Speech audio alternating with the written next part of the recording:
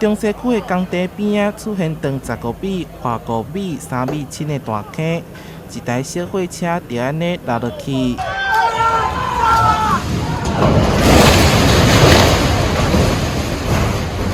吊车要来吊内底的货车，也毋过因为无法度支撑，规支倒落去，也搁去缀着一台警车。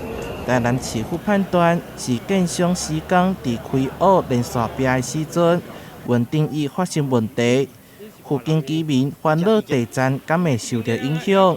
市府回应，现场每3点钟会加强监测。用100%来判断，小于100%就是我们的认定是在安全值里面。那目前测起来都是小于100%。后续我们会调原先在整个建设公司在整个一个倾斜盘里面的一个相关的原先的一个基本资料，再比对现在的一个相关的一个基本资料，来比对看，有没有造成民众的一个相关的一个影响。经过工务局规暝专力灌浆补强地基，总共灌入320方干马孔，总算完成稳定状态。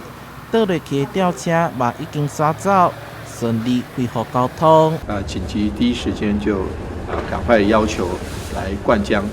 那目前为止，灌浆作业提前在5月12点就已经完成。未来也希望继续督促任何的建商呢，针对在盖房子之前或者是盖房子中间有任何损林的事件，都要优先来做这个鉴定的评估。市府后续将会对建商依照建筑法第63条开罚27万。建商嘛透过新民书向居民回示咧，全面来听讲。对整个事件负起责任。台南新闻社会采访报道。